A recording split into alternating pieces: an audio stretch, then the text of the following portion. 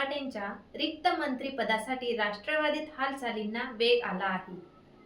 या मंत्रिपदावर कोणाची वर्णी लागणार याकडे सध्या संपूर्ण महाराष्ट्राचं लक्ष लागलं आहे.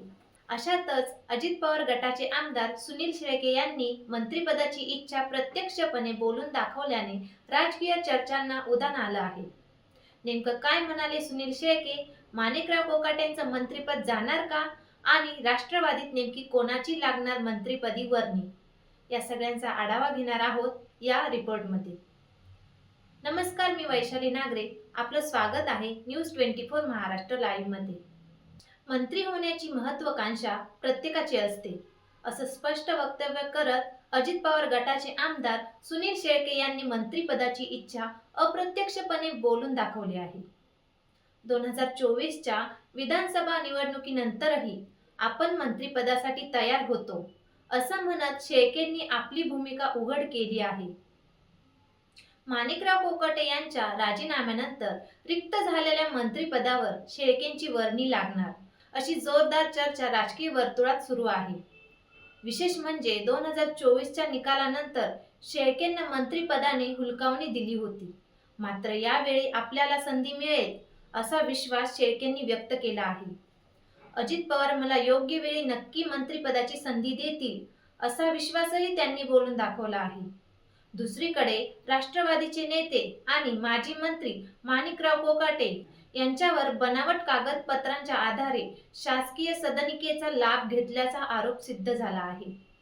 न्यायालयाने त्यांना दोषी ठरवत 2 वर्षांची शिक्षा सुनावली होती. मात्र उच्च न्यायालयाने कोकाटेंच्या शिक्षेला स्थगिती देत 1 लाख रुपयांच्या जात मुचलक्यावर जामीन मंजूर केला आहे. ही स्थगिती अंतिम निकाल येईपर्यंतच लागू राहणार असल्याचाही न्यायालयाने स्पष्ट केलं आहे. दरम्यान याचिकाकर्ते आजच सर्वोच्च न्यायालयात जाण्याच्या तयारीत आहेत. कोकाटे दोषी ठरल्यास त्यांची आमदारकी जाण्याची शक्यता असल्याचा दावा याचिकाकर्त्यांनी केला आहे.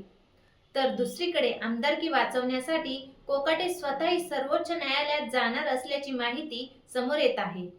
या सगळ्या घडामोडींच्या पार्श्वभूमीवर राष्ट्रवादीत मंत्रिपदासाठी मोठी रस्सीखेच सुरू असल्याचं चित्र आहे. एकीकडे माणिकराव कोकाटेंच्या जागेवर राज्यमंत्री इंद्रनील नाईक यांना कॅबिनेट मंत्रिपद मिळण्याची शक्यता वर्तवली जात आहे. तर त्यांच्या रिक्त होण्याच्या मंत्रिपदावर सना मलिक यांची वर्णी लागण्याची चर्चा आहे. अशातच सुनील शेळकेंनी उघडपणे मंत्रिपदाची इच्छा व्यक्त केल्याने राष्ट्रवादीत नव्या राजकीय पेचाला सुरुवात झाली आहे का, हा प्रश्न आता उपस्थित होत आहे. माणिकराव कोकाटेंचं मंत्रिपद आणि आमदारकी टिकणार की जाणार? सुनील शेळकेंच्या गळ्यात मंत्रिपदाची माळ पडणार की इंद्रनील नाईकांना बढती मिळणार? या सगळ्यांचे उत्तर येणाऱ्या काही दिवसांत स्पष्ट होणार आहे. तर तुम्हाला हा व्हिडिओ कसा वाटला, या विषयांवर तुमचं काय मत आहे हे आम्हाला कमेंट करून नक्की कळवा. अशाच महत्त्वाच्या बातम्यांसाठी न्यूज 24 महाराष्ट्र लाईव्हला लाईक, शेअर आणि सबस्क्राईब करायला विसरू नका. धन्यवाद.